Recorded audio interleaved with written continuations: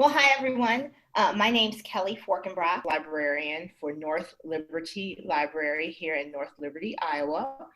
And I am thrilled to be the facilitator of today's roundtable. Now, I know shortly this morning you may have gotten the questions, some of the questions that I'm going to plan on, kind of putting in there while we discuss. But of course, I want to keep this as free flowing as possible. But yeah, I am just thrilled to be here to talk about how we can show our equity and diversity, not only in our material and the materials we provide to our patrons and in our programming, but also among our staff. What can we do in this, let's just call it, volatile time right now in our country to provide space and be a safe space for our patrons who depend on us for education, entertainment, and a nice mix of both sometimes. How can we create an environment that encourages diversity and inclusion and equity? So again, I want to reference one of the best definitions I've seen for anti-racism, which has become kind of a buzzword over these past couple of months, is that it is defined as the active process of identifying and eliminating racism by changing systems, organizational structures, policies, and practices and attitudes so that power is redistributed and shared equitably. I feel that one of my main goals as a public services librarian is to make sure that every patron that walks through our door feels seen, that they feel heard, and that we can provide the resources that they need for absolutely anything. And that includes how to be anti-racist, how to respond when they see racism or sexism or homophobia or any of the other phobias happening in their environment. So I want to start off with this. Before the national events that have taken center stage occurred, what is your honest assessment of the inclusivity of your branches? How diverse was your programming and or material selection? How diverse was your staff? And were these things that you thought about before current events? So I'm going to open it up and get some feedback on that.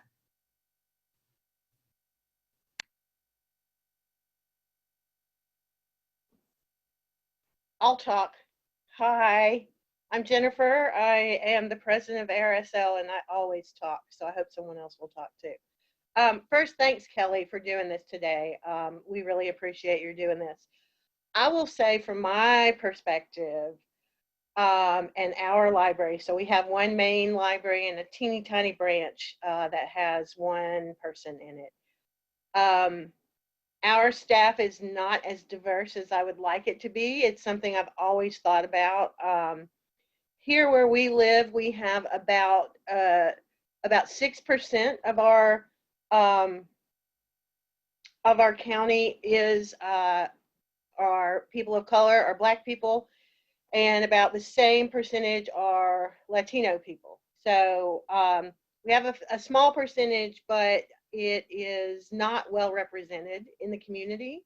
That's starting to change a little bit with some young folks doing some things, but I think that we have a collection that's all right.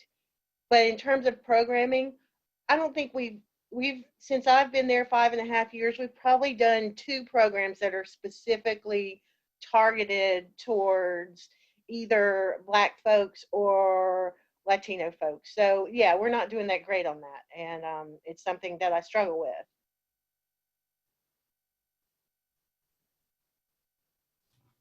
Thank you absolutely for your honesty with that. I think that bringing those, saying those words and bringing that to the light isn't easy, but it's necessary to continue the dialogue. And I think you'll find that a lot of libraries are kind of in the same boat, where you may not have the most diverse population, so adversely that's not represented in the library itself. Are there any other folks who want to speak up, who want to talk a little bit about what that looks like at your branch as well? I'll say something. This is Jeannie in Tennessee, and all of our libraries are rather rural, and it's a large white section of Middle Tennessee. So some of our counties, they might be 97, 98% white, and a really tough call for them, of course, is resources. Their resources are so limited, and even just, I'm not even talking about programming, but just to diversify the collection so their community sees people of color and people of different ethnicities. It's a challenge because they want those resources to go to the collection that will check out, and it's just difficult, you know. These are collections, you've got to promote them so people know that they're there, and maybe some collaboration with the schools could help on that. But I just see where limited resources are affecting this, and there's definitely no programming specific to that population. But I think the programming could possibly be a little more open, even with what's offered in the programming, that would target more people. I'll talk to, this is Jennifer Johnson-Spence. I'm in North Rural Texas, up along the Oklahoma-Texas border. I've been here 16 years, and over that time period, we try to always make sure that the programs that we do for the kids, especially during certain heritage months, have some components. Like in February, most of the programming that we do for our weekly children's classes is focused on African American history, whether we have performers who come or we read stories on the Underground Railroad, and we talk about quilt samplers and how quilts were important to notify for people, you know, if the house was safe or not. We've done stuff like that. We have a higher Hispanic population where I am than we do African Americans anymore, from when I first got here. And the problem with that is I've had a few high school students who speak Spanish, but most of the people who are permanent part-time or full-time people don't speak Spanish.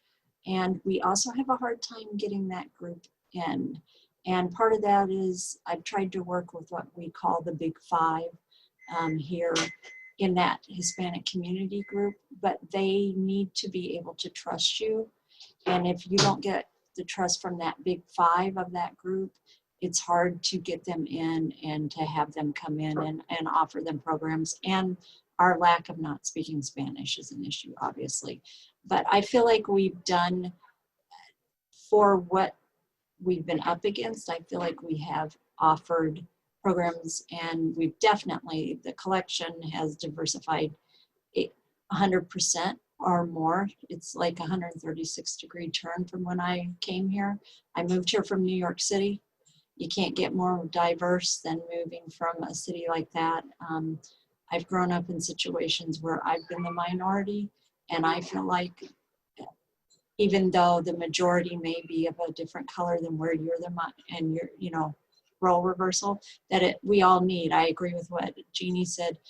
Just because the collection can still be diverse, whether you have that in your population or not.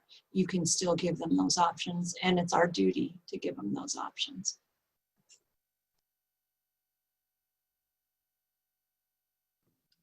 I'm going to chime in. This is Jenny. I'm also at North Liberty. I just was going to grab the chat for people so Kelly doesn't have to monitor it at the same time. Jennifer Fisher is saying her collection is not diverse, staff is not diverse, but she's been working on that. Her books were not diverse before she got there. She's running a diversity audit and learning. Before her, there was no one who could speak Spanish. So I'm assuming maybe you speak Spanish since you said that, and she's trying to diversify her programs, learning how. Jennifer Garden talked about writing a grant to bring more books on people from other countries and religions into their children's section to fill holes in the collection. and making an effort to make sure that she has picture books that are with biracial families, and for the biracial families in town to have representation, which is two families. So we are a small rural area, so there's a lot of white people in our communities. Probably most of us, not all of us, but surely a lot of us are in the rural areas, see that. My area is primarily white and Christian, so I want the other than me represented for our families. That's awesome. She is the only staff person, so diversity is not really an option. Karen says her community is not diverse and her correct collection is not diverse, but she's working on it. I have to get past my notes. Inspired by all your comments, Patty says, working hard to create this diverse collection, programming, and services. Thanks for serving all your patrons. So there, I think that's just about everything. Another huge concern is our boards are not diverse, as we know even from the ARSL level. So that is what we got so far. Kelly, I'll send it back to you. Awesome. Thanks, Jenny. And I noticed that several people mentioned diversity audits. I know that here at our library, we recently did a diversity audit in our young adult section. And it's something we're looking at expanding to other genres in our collection. So let's talk a bit about the diversity audits. Have you completed one? Are you in the process of doing one? Are you thinking of starting one? And what kind of resources are you using to structure your diversity audit? So this might be an odd question, but how would you even start a diversity audit? Like, what? I think we need one, and I have no idea where to start. That's a fair question. Does anyone have any suggestions for Bailey or for anyone else who is looking to start a diversity audit? I know, like I said, I know we did one just for our young adult section so far. And from what I've witnessed of that audit internally, it is literally going book by book and looking for specific criteria that qualifies as diverse. So it's a process, and it's a slow process, but it's something that's so intricate, because that way you're looking at each and every book that is on the shelf.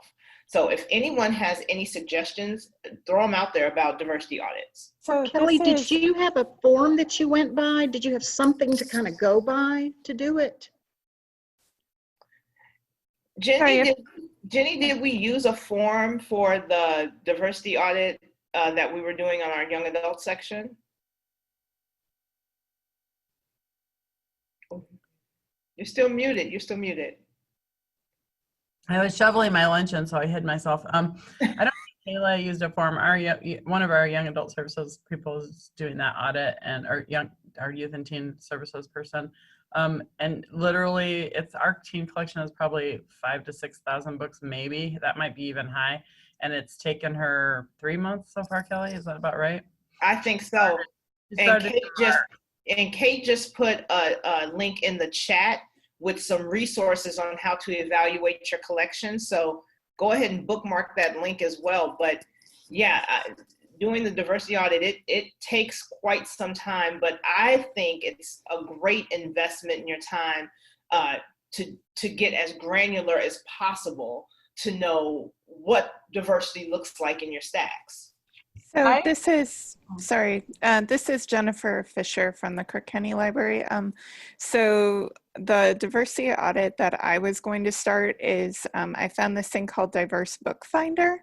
And it looks like if you're doing trying to do a diversity audit for children's, that this would be, they've kind of already done a lot of the work for you.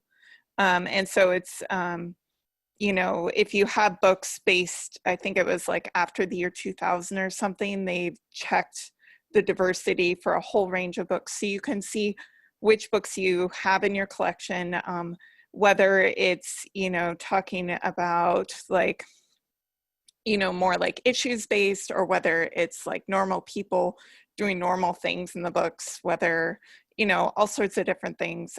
Highly recommend you check it out. Thank you for sharing that. I wrote in the chat, but I thought I would ask. I went to a session at PLA that talked about diversity in like just your marketing. I don't know if anybody else was at PLA or if they happened to go to that same session. But when we talk about doing a diversity audit, are we also talking or looking at like what are we using to market? Like our flyers that we're using for our programs, are they diverse too? And I never even thought about that when the presenter showed 2 flyers, and when I first looked at the first one, I was like, I don't see anything wrong with this. And then she showed how every single person on there was the exact same. There was no diversity in the flyer, and it really opened my eyes too. Like, I think that's something I've started to pay attention to when I'm putting stuff on Facebook and advertising programs and stuff, like how to audit what you're marketing as well. That's awesome, Bailey. I'm going to chime back in with a few chat things. Karen Golden was talking about having a large Black community and working hard to have a diverse collection and programming, and unfortunately not getting that celebrates diversity, but not necessarily getting a draw to those programs. They're not having a big people. Lots of people asking about the diversity audit. And someone else mentioning maybe the same session at PLA. So on the diversity audit, I think. And what else we got? Next time we hire, we would like to try to make our system more diverse. 10 employees, all white women and men. And then Kate said in her resource, there's a couple different teen librarian toolbox. That may be what Kayla is using as well at our library. Sarah from Cedar Rapids, yes, Sarah Vols at Cedar Rapids did a fantastic, she's great at this. She's really good with collections. She's presented some cool programming on that. I've seen her present as well. And then just talking about making a point to purchase more diverse collections and bringing in people to present who are also diverse. Does the audit notes include LGBTQ? I do not know if that was included in our audit or not. I'm going to step out and ask. Kayla works right outside my door, so I'm going to step out and ask her a little bit more and chime back in a minute. But I'm going to put Kelly on the spot and see if she'll talk a little bit about our programming that we did back in January. She had a part in that, not a role in that, so maybe she can tell you a little bit about that awesome programming. Sure. I think it's worth talking about. Absolutely. So in January, we did a program called Embody, Embrace, and it was a celebration of Black hair care and Black and natural hair. And we worked very hard to be as inclusive as possible with that event. I think we had a little over 150 attendees. They were rolling in and out. It was a weekend event. It started with we had like webinars of local folks coming in and talking about hair care. We had hair care demo sites. We had an artist, Naima Thomas, who had her art displayed in our corridor. And we had food trucks out. It was just a wonderful, wonderful event. And if you've ever been in Iowa in January, you know it is not very warm at all, but people just filed in, and it really had the feeling of like a summertime festival inside, because there were so many people from the community coming to represent not only just patrons, but we had our council board members, we had our council members from the city coming in, and it was just a wonderful experience. We're going to be meeting next month to discuss what our theme will be for next year's event. But something like that, I know just from working behind the scenes on the event and hearing from people in real time where they said, we've never attended anything like this before in North Liberty, in the North Liberty, Iowa City area. This is the first time we've attended something like this. This is so needed. This is great. And it's really, you really get to see how inclusive your community is when you build programming with inclusion, because those people who are looking for that information, are looking for those resources, are going to come to your events. And by also working with people. We worked with people outside of the library to make this event as inclusive as possible. We worked with individuals who connected us with Black-owned businesses that we otherwise may not have had the outreach to, but partnering with local people, partnering with patrons to get that exposure for the event out led over 100 people into our doors for that one-day event. So the inclusion is always there. Sometimes you got to go find it. Sometimes you got to do things like a diversity audit to make sure that you're providing it as well. It's not easy work, but it's work that's absolutely worth it. I'll just chime in and say that we also did a spoken word event at a local soul food place that we have in town that's amazing food anyway. And that was a great event because the spoken word guy was fabulous. I'm blanking on his name right now. Maybe, is it Lucas? I can't remember his name. He was amazing. And he taught people how to respond to spoken word, which I loved, with snapping and different things. A lot of fun. And he engaged with an elderly lady who was probably in her 60s who had the best time with him. And it was phenomenal. A phenomenal program. So even little pieces of the offerings can be done by finding just the right person to deliver them, I think, too. And we caught some people there that weren't there for the spoken word that stayed for it, so that was cool too.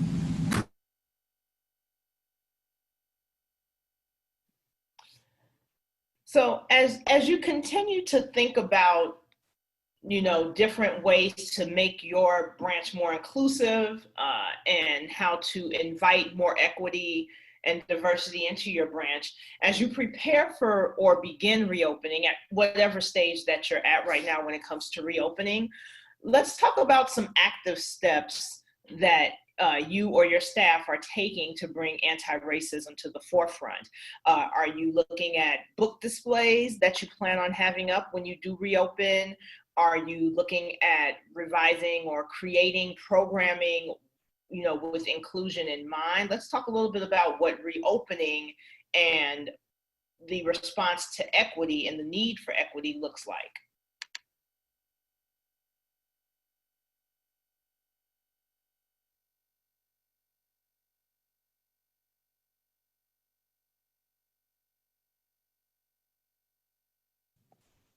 I can start since there's some dead air.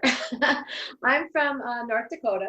I'm a solo librarian in a very white town. And I have tried my best to diversify my collection over the last 13 years I've been here.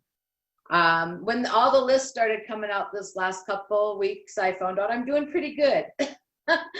Better than I thought I was, actually. So I was happy about that. And I actually just wrote a grant, gosh, was that last fall? Yeah, 3 years ago, last fall, something like that. That I said in there that my town is not diverse, but that's exactly why I need to diversify my collection.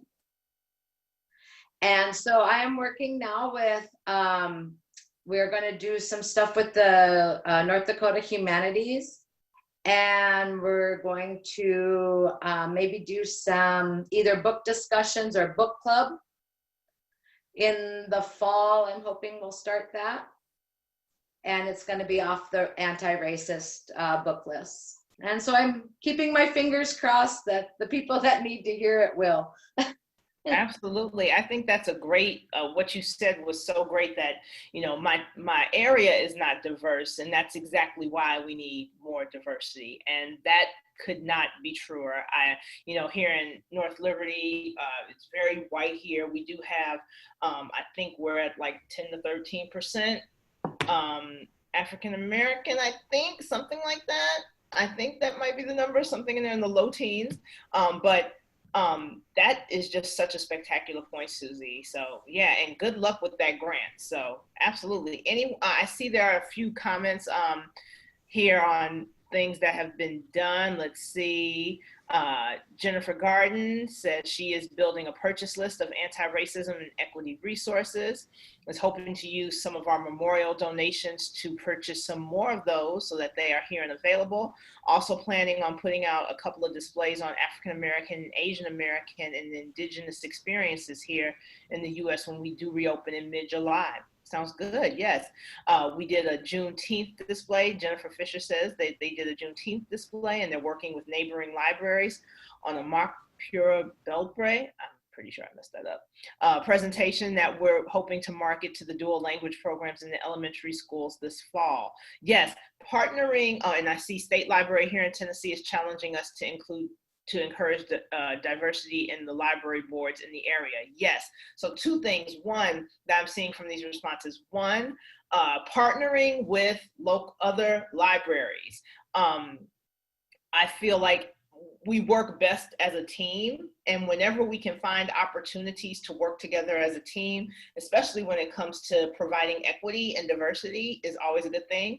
And then the second thing I'm also seeing is library boards.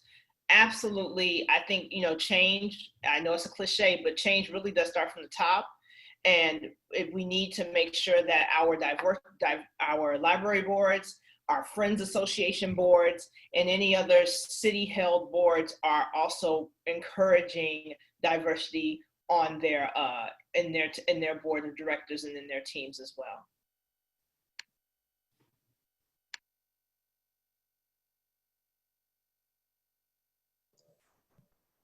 Hi, this is Annie from upstate New York, and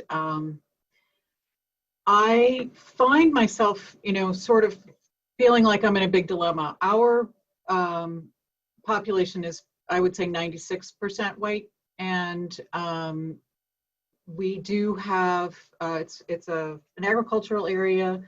There are a few Black families, a few mixed race families.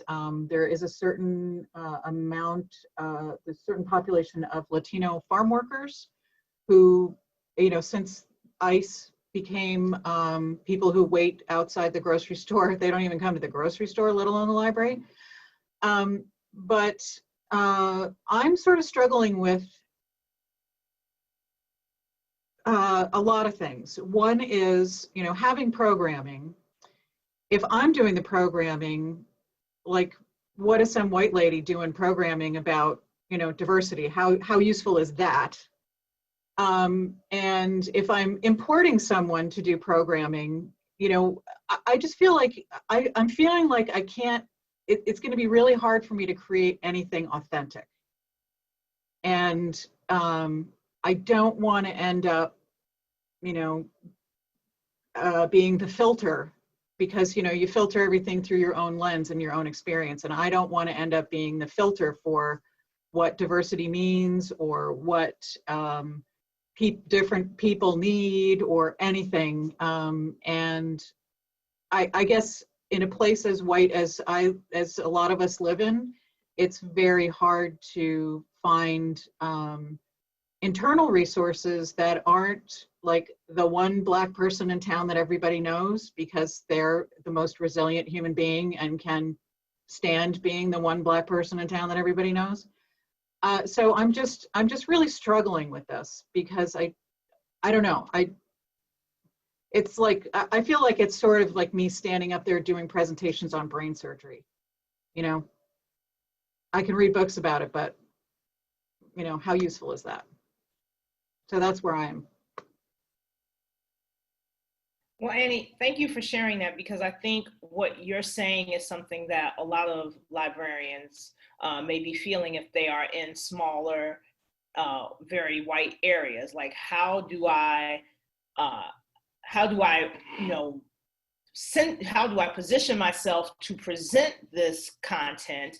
And if I'm outsourcing someone, how do I do it without, seeming patronizing or seeming like I'm just asking you to do it because you're Black or because you're gay or because you're a woman. So these are very, very important observations.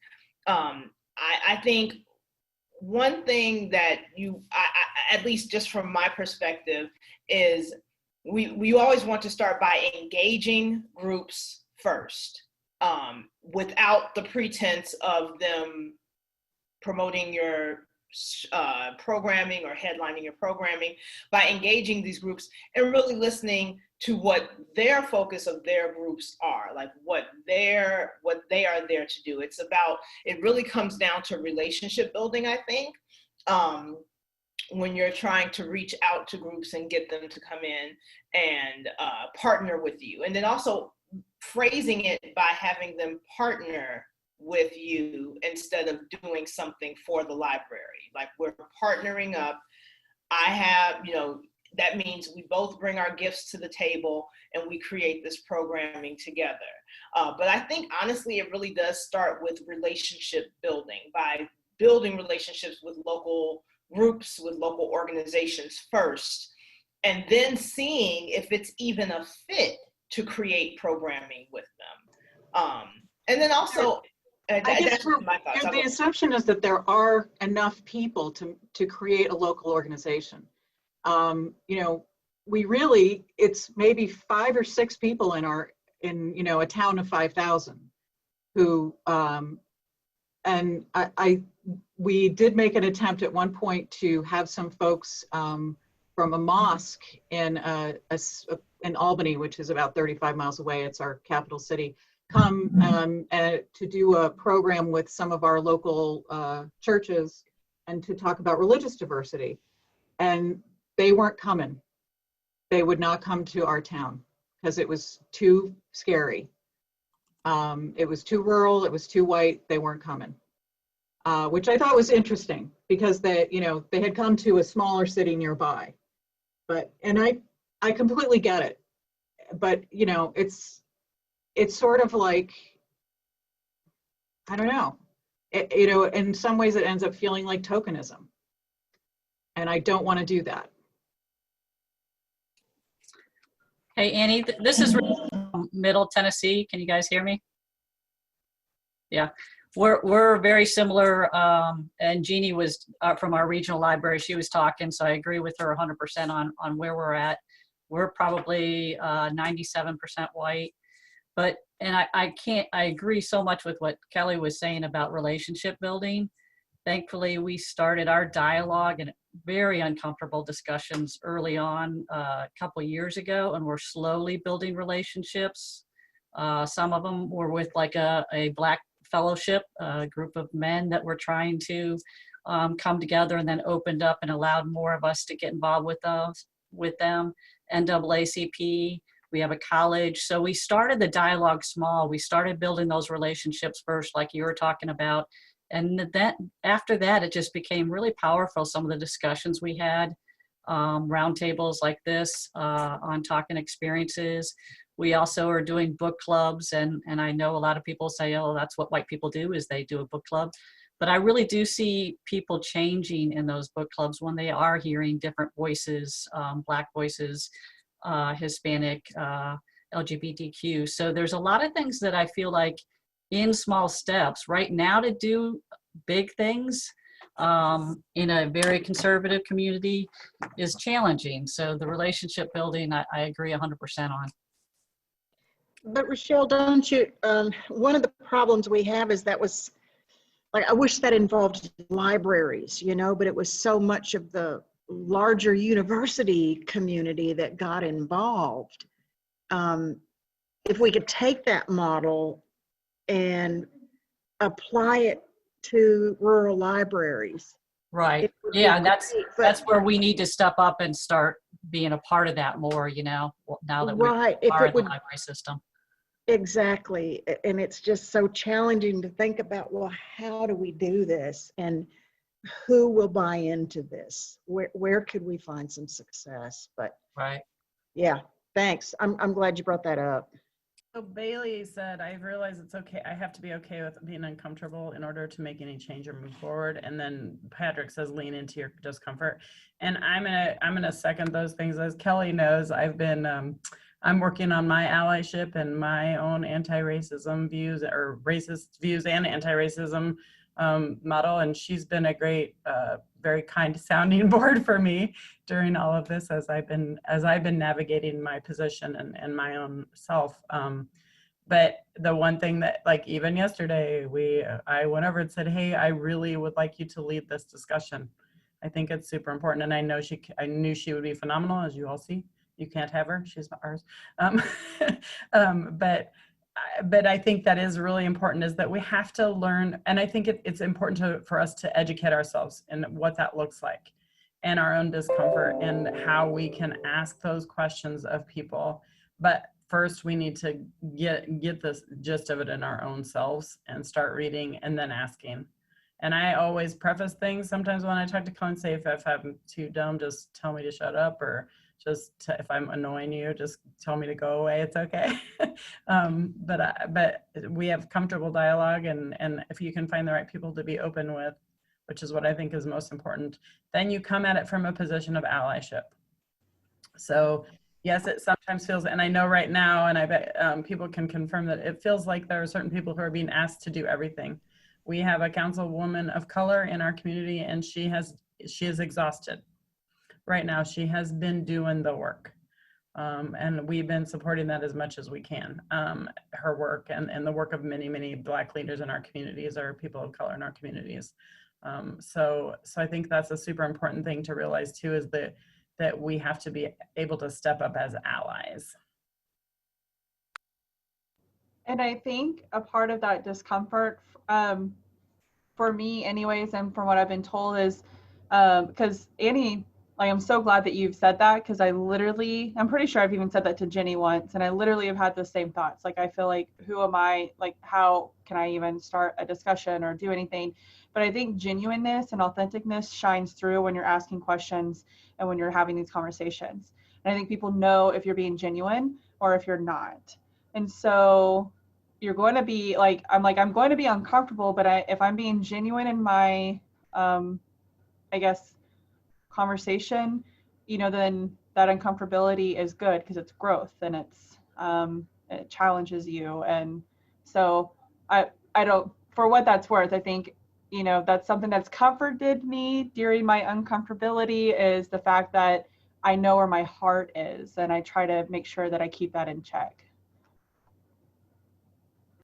And also, I see a comment here from Jennifer Garden, where she's gotten an idea for a program, inviting differently abled people to come in for a program to talk about their challenges and triumphs and living their lives in the everyday. This is an example of expanding your idea of what diversity looks like. As a Black person, I have gotten into the thought of thinking, well, diversity means Black people. But once I'm also a writer, so I also engage local writing groups in the area. So once I started reaching out to the LGBTQIA community and meeting more people from that community, it really made me look at my own privilege as a cis Black woman, a cis straight Black woman, and seeing my own, biases that may have come up, or looking at my own lack of definition of diversity. So I think this is an excellent example of what diversity looks like, what equity looks like. And it does, one of those elements is kind of expanding your idea of what diversity looks like as well. And the more you expand your idea of what diversity and equity looks like, the larger your circle of potential allies can be.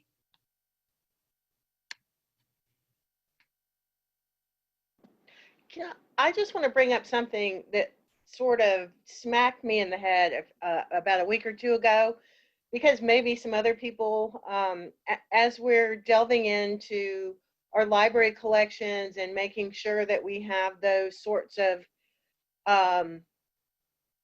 items and programs that talk about anti-racism and homophobia and all that, I was reading an article about, yes, and you also need to have in your collection things that are just about people leading normal, good lives, and that needs to be diverse as well, because as we all know, I think especially kids need to see themselves in books, in movies, in jobs, and it's not that I didn't know that, but it hadn't quite directly hit me as it did when I read it. And then I said, then I sent it to my collection development manager and my youth services person. I was like, do we have these books? Can we get some? So I just think that's an important thing too.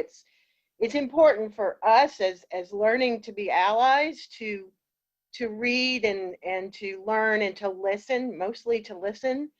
But I also think it's important for people of color and other diverse and underrepresented groups to be able to see themselves more in our collections and just under regular people circumstances, and not always, it's not always about our perspective with learning, but it's about other folks' perspective of who they are in the world.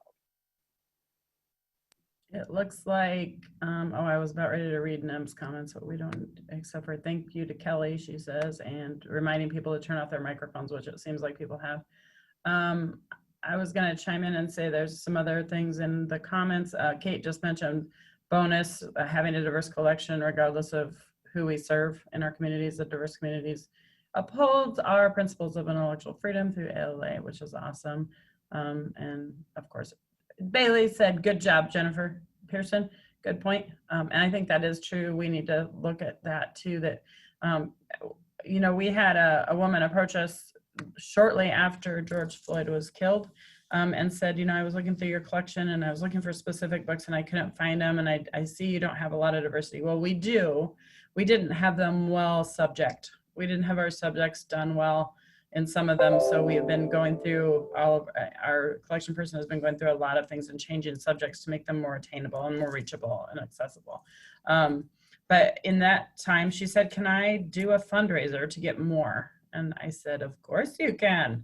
So she put together a Facebook fundraiser, and I haven't looked at it this week, but after 2 days, she had over $1,000 in donations from our community for books. And she had her thing set at $750 because I told her $500 to $750 was fine. So I think there's ways we can do these things when we don't think we have the funds. And our community allies, our community friends are great resources for that type of thing. She's a teacher. She sent us a list of books she'd like to see in the collection, and we've been working with her to make sure that those are some of the ones that we purchase. I'm talking to her about our collection policy and different things, and how she can help us with this. So it's great to think of those things too. And I'll be quiet, I've talked enough.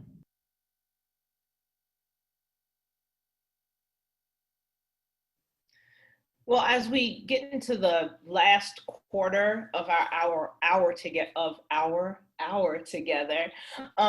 we've talked about everything from audits to outreach. What is the correct, what are the do's and don'ts of outreach, to allyship, to what our reopening looks like, how we're preparing for reopening our branches. In the coming weeks ahead, what is your vision for expanded inclusion at your branch? I know a lot of people have shared their ideas, but let's talk a little bit about some, just whatever specifics that you have that you're working on, so that when you reopen your doors in July or August or whenever, your patrons are walking into a place where there's even just an inch more diversity than where it was when you closed back in March.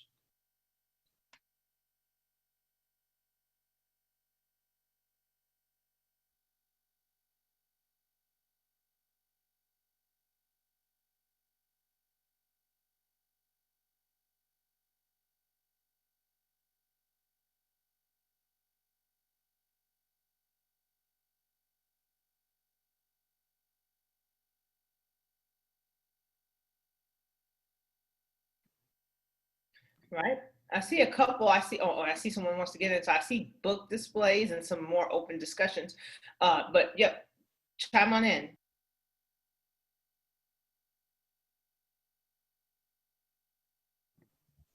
I do see a question about whether ARSL would consider continuing this discussion, and it's certainly an important one, long overdue in our community. Do others feel like they would like to see this offered, this opportunity to discuss this in this topic area in the coming months? I do, especially as people continue to, as they are opening and as they are implementing new things that they're doing, it would be really helpful to hear, okay, how did that work for you? What was that process? How did they handle any, controversy with it? If there was any controversy, like all of those things. So I feel like this is just a prick into the conversation. Like we're opening that door, and now I think everybody's willing to step on it, and now we can just have a party. That's probably a bad analogy, but you know what I mean. Okay, well, I want to remind everyone that the roundtable series we've been having is almost entirely member driven and facilitated. So the ARSL office is here to support this continuing on. I know the board of directors is very actively talking about the specific steps, conversations, changes that are happening to make sure that we're doing our anti-racism work in our organization. So I think there'd be good support for this. But without those volunteer facilitators, we get in a tight spot, and it's a good time for another round of applause for Kellee for stepping up for this. But she made a good point, and some of you have also voiced this. We don't want to be putting the emotional labor onto our colleagues of color, the members of color. So if there are members of the community who feel prepared to co-facilitate something like this again, we want to hear from you. So now we'll drop our office email in the chat, and you're even welcome to write and ask questions or say, I might be interested, but I'm a little concerned. Can we talk about it a little bit? And we'll talk about that with you. So thank you again, Kellee, and I'm really heartened to hear such positive feedback about this. So Derek says we're doing a book discussion called We Read. They're reading books on marginalized groups and discussing them. And someone else said a lot of this will come to doing displays and marketing our displays, because as we're not having as many people in, or just promoting the collection and marketing it to the community, since not everyone is coming into the library to see it. So on social media, I know we're working on that as well, working on some banners for our catalog and things like that. Yeah, supportive conversations that work with the board to get them on board. I think that's a great thing to talk about, how we can get our leaders on board with things and diversifying different things. Church in my hometown had 3 book discussions around white fragility. That's awesome. I just started that book and it's fabulous. The new Jim Crow is another one that I'm really finding eye-opening that I've been reading. I had a thought, but it's gone, so I'm going to be quiet again. I want to jump in one more time. I'm sorry, Kellee. I don't want to monopolize your time, but I do want to add on to what Kate was saying about us as an organization, about ARSL as an organization. When I became president last year, I stood up on a stage and said I wanted to do some diversity and inclusion. I wanted to take the opportunity to try to diversify us this year. And then things happened and COVID happened. And I have to say I haven't done a very good job at it. But one thing that we are doing, and I would love for some of you all to help us, is recruiting underrepresented groups for our board and for our committees at ARSL, because I think the only way we can move forward with a better understanding of diversity is if we diversify ourselves. Right now, the ARSL board is straight white ladies and one dude. And so that's not very diverse. So I will just say, if any of you guys here are interested, please nominate yourself. If you need somebody to endorse you, I'll do it. As you know, I assume you're great. I'll do it. Or if you have friends, because it's something that we need to work on as an organization, having a more diverse voice. So that's it. Kellee, take it. Okay. Well, I have to say, as we begin to wrap up, I know we still got about 10 minutes here, but I'm just so happy that Jenny invited me to facilitate this session. And I'm just happy to, you all have said some very brave and candid things, and I was hoping that you would, because sometimes, talking about anti-racism and race can be uncomfortable, but it is important that you voice your frustrations, because I feel like even the frustrations are coming from a good place. You want to diversify, but you feel your resources are limited. So I really hope that between all of the feedback that you've gathered from your colleagues today, that you know that there are avenues that you can take to expand your idea of diversity, not only in your materials or in your programming, but also among you and your staff and your boards, and how to create and know that it's important to create relationships with local organizations who may be able to partner with you, not do something for the library, but to partner with the library to create accessible, inclusive content for your branches. So I'm so happy I was asked to be here. I thought this was a great discussion. And just like most of you have said, this has been just just the tip of a very large iceberg that I think that we can, this is the beginning of the work. This is the beginning of the work. And I really hope that we can continue to carry this work out so that as we plan for reopening, we can have, we can start setting in motion ideas and implement programming and materials that will have more inclusion and more equity for our patrons. Okay, so I lied. I am going to talk again. Sorry. We did put out an equity statement, and I'd like to talk about that a little bit as we have a little bit of time left, if Kelly's okay with that. It's not a statement saying we are equitable and we want to make you a promise that we're equitable. I'm talking about my library now.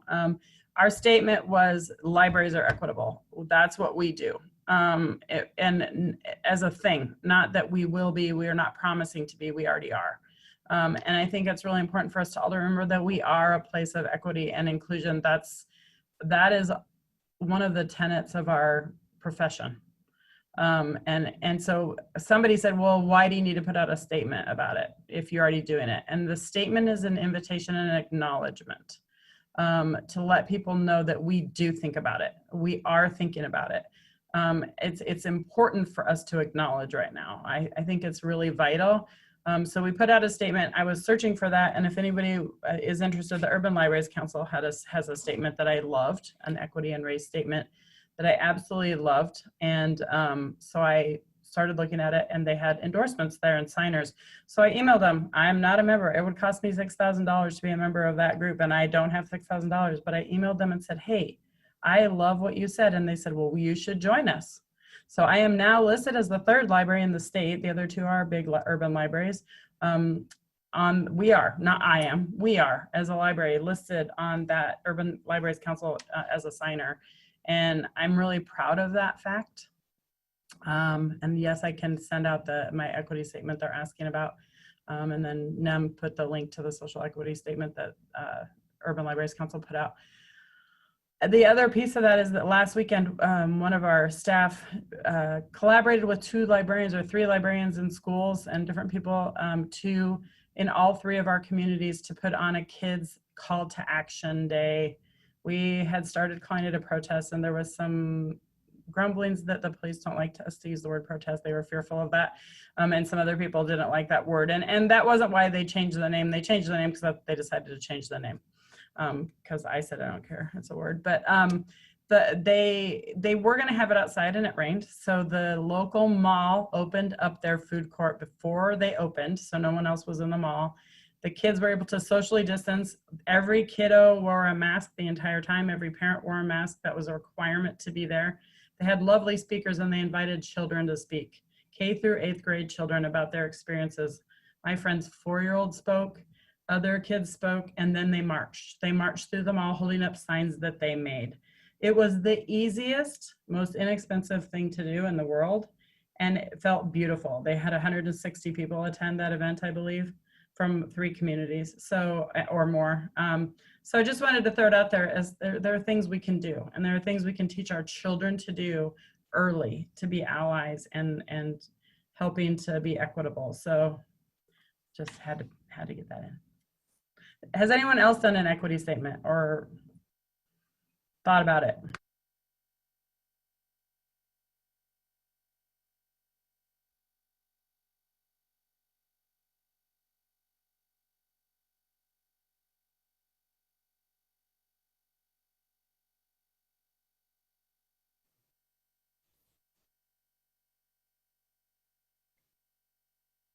Okay, I see a few comments from Jenny's thoughts about equity statements.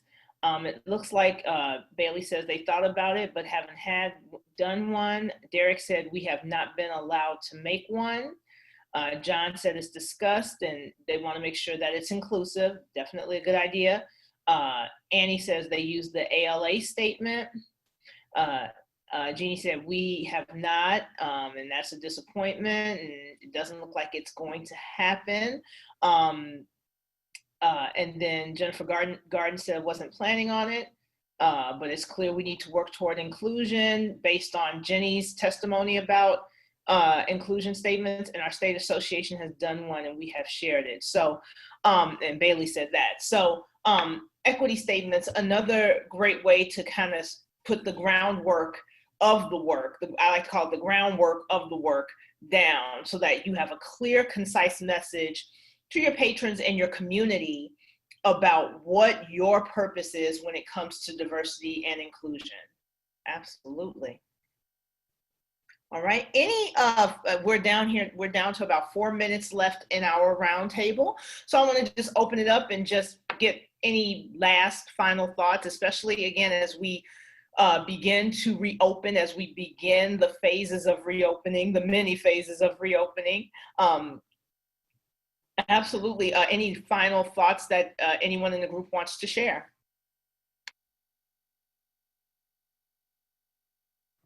I promised Jennifer, our assistant director, that I would tell you that she put something in the chat that was a half of our, we have a Google form that we've been using for our audit, and she put part of it in, but the whole thing didn't go in, so it looks kind of strange, and I couldn't delete it for her, so that's what she wanted me to let you know.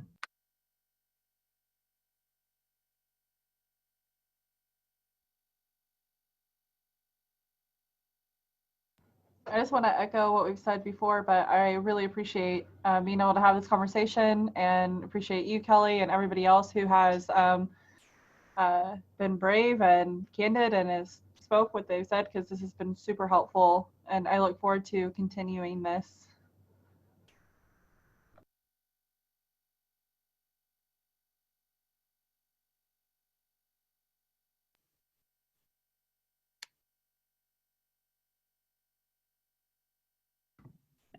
And Jeannie said this is one of the most encouraging roundtables I've attended. Thank you. Let's continue. I'm glad that it was encouraging, because like I said, you know, the talking about race can be difficult.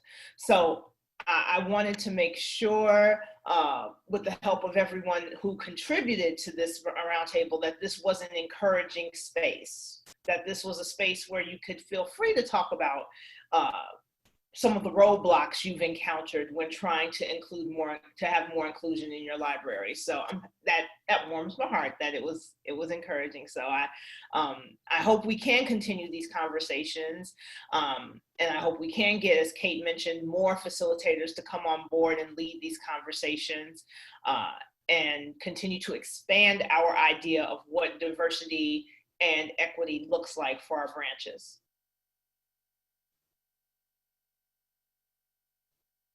Awesome, thank you. Well, if there's not anything else, we can go ahead and close up for the hour. Again, my name is Kellee Forkenbrock with North Liberty Library, and I'm very happy I was here today, and I really hope that this has planted seeds for all of us. It certainly planted seeds for me. And I want to thank Kellee especially for doing this on the fly when I just asked her yesterday. So. Thanks, everyone. Nem, thank you for your wonderful support for all of these roundtables. Yes. Thank you, Nim and Kate. Thanks, Nim. And thanks, Kate. And thank you, Jenny. Bye, guys.